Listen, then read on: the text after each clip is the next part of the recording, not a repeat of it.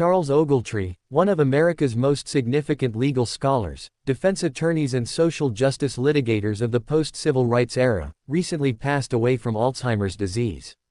I first met Tree, as friends called him, in Boston during the early aughts. I knew of him from the Anita Hill hearings and found him to be warm and inviting. After I moved to Boston several years later to teach at Tufts University, Tree became a friend and mentor. The first-born son of parents who worked on farms in California, Ogletree attended Stanford University and Harvard Law School, the recipient of both his individual talents and the widening doors of opportunity made possible by affirmative action efforts in the 1970s. After law school, Ogletree worked in the District of Columbia Civil Service for 8 years, before returning to Harvard Law School in 1984 as a lecturer and being named a professor in 1993. As a litigator, Ogletree cultivated a reputation for an indefatigable work ethic surpassed only by his innate personal compassion.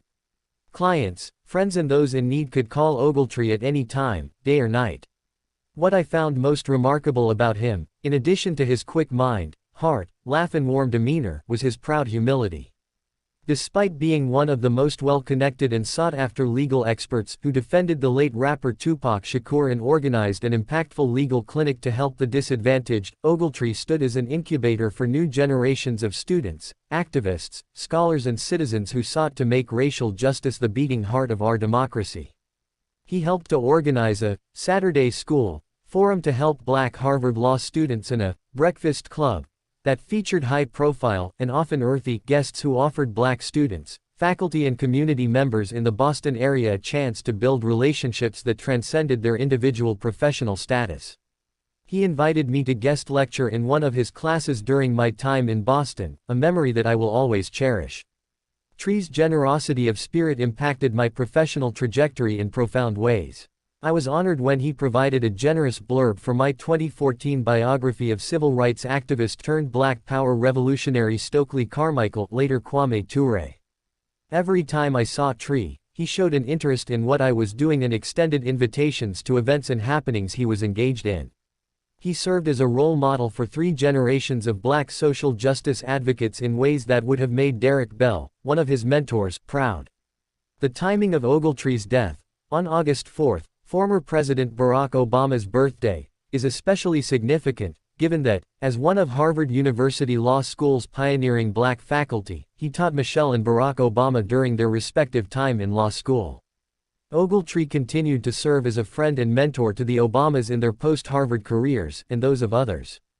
On campus, people would always talk about this Professor Ogletree and how supportive he was, wrote the former president. Ketanji Brown Jackson, the first Black woman on the Supreme Court, counted Ogletree as one of her most important and impactful mentors, someone who inspired legions of students to seek to improve our criminal justice system and make our world a better place. Henry Louis Gates Jr., the renowned Harvard University Black Studies scholar, remembered his friend Tree as a master of the art and science of fishing, which they spent much time enjoying together on Martha's Vineyard. In 1991, Ogletree served as Anita Hill's attorney during the contentious Supreme Court hearings of Clarence Thomas. Hill's courageous effort to expose the workplace sexual harassments she allegedly received as a colleague of Thomas's in the early 1980s paved the way for the Me Too movement. Thomas denied all wrongdoing. In 2003, Ogletree was part of the legal team that sued for reparations for survivors of the 1921 Tulsa Race Massacre that has recently, in light of the death of George Floyd, become a national touchstone for confronting generation legacies of slavery and racial violence. Although the case was thrown out, it anticipated and amplified our contemporary national conversation around reparations for slavery and racial injustice. Tree publicly announced his Alzheimer's diagnosis in 2016, the year after learning of it.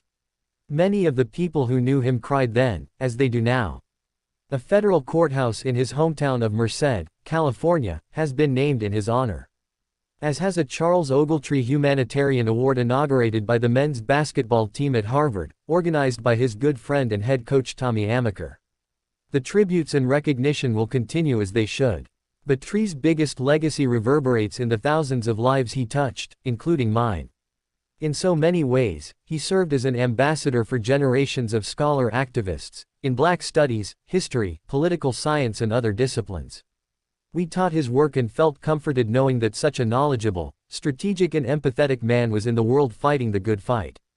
Charles Ogletree stood at the center of a web of interconnected friendships, professional relationships and discerning inquiry, all bound together by his personal sincerity, political integrity and unapologetic love for Black people. He is truly one of the most extraordinary people to have ever lived, and I count myself both fortunate and honored to have considered him not only a mentor but also a friend.